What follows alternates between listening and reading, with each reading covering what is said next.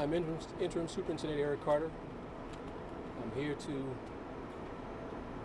brief you on the tragic loss of a department member this morning. Approximately 1:42 this morning, we received a call of an alert for shots fired in the 8100 block of South Blackstone. Responding officer responded.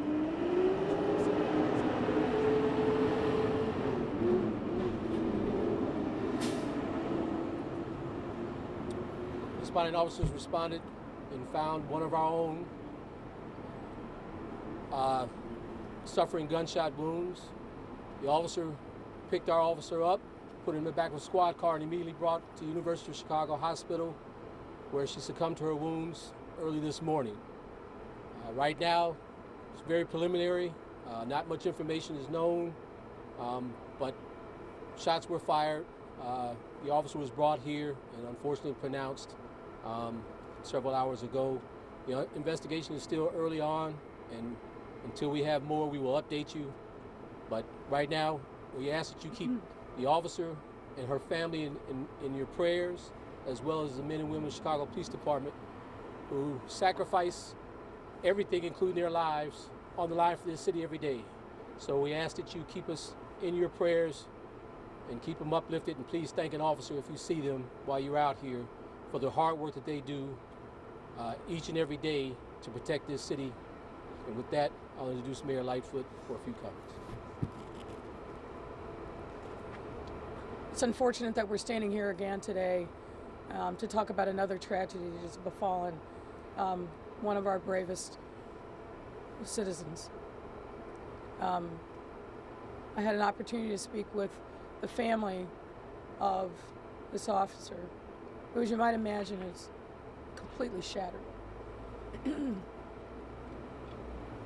I won't speak for the mother, but I can tell you that she poured everything that she could into her child. No mother wants to wake up to the tragic news that their child is dead, and dead to something as awful and tragic as gunfire.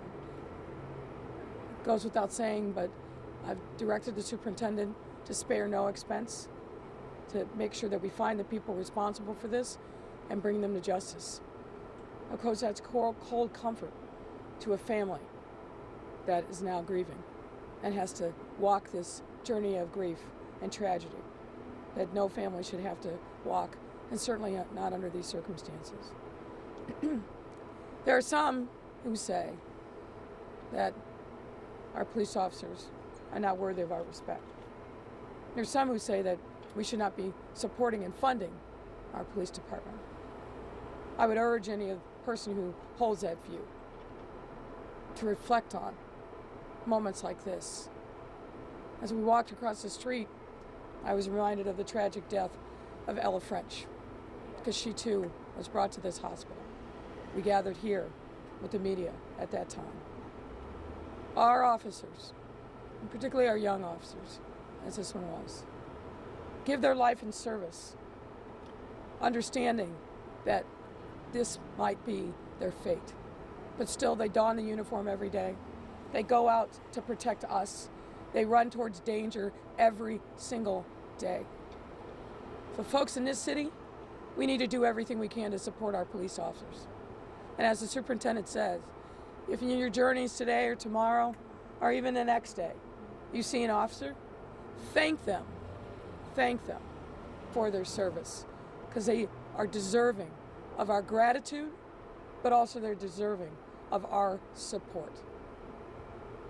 We've asked, on behalf of the family who made a special request to me, you will obviously undoubtedly learn the name and circumstances of the officer and her family. They've asked, please honor their privacy and media stay away. Please. I think that's the least that we can do for them in this time.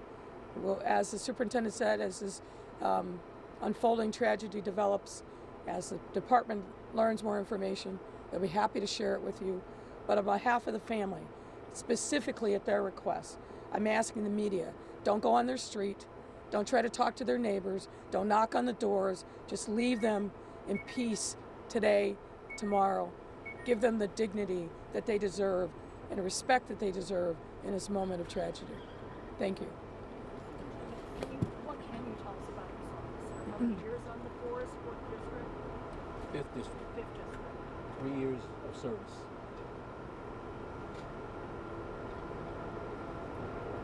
Female? And she just gotten off work? Yes.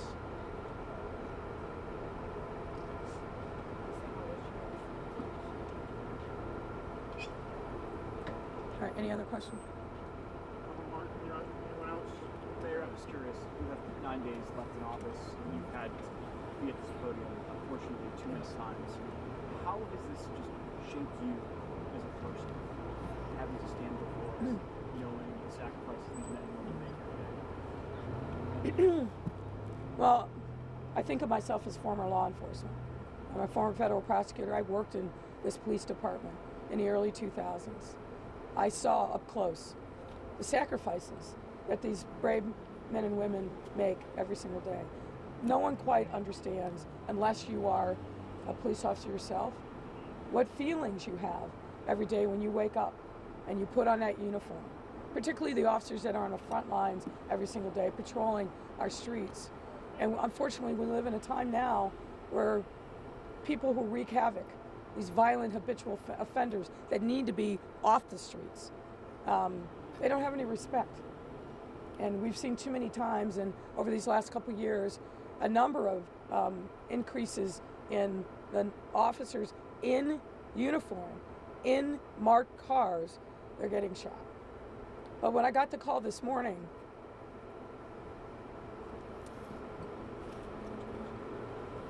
I wasn't just a mayor. I was a mom. I'm thinking about what the parents of this young officer would be feeling today. And as I said, I got the opportunity to spend time with a mom, siblings, and extended family members. And as I've seen way too many times, they're shattered, as you would expect. And that's why I feel so strongly. We can have a policy debate about certain things, but what we should not be debating is the heroism that our officers exhibit every single day. This is a tragedy that is going to ripple across the entirety of our department. Officers are going to be grieving yet again. And as you know, we just buried 2 firefighters recently. Our first responders in the city are doing the Lord's work every single day. And we can't forget that. I never will. And I hope no one, no resident, no citizen here will ever forget the sacrifice or take it for granted. We can't. We can't. I have a question for I heard you guys saying find these people, bring them to justice. Any indication of who took responsibility for what happened? It's still preliminary investigation. I don't want to give away what we currently know, but we are working on it. Anyone else? One last question? Thank you all. That's it. Thank you. Appreciate you. Watch breaking news on YouTube. Subscribe to ABC7 Chicago Eyewitness News.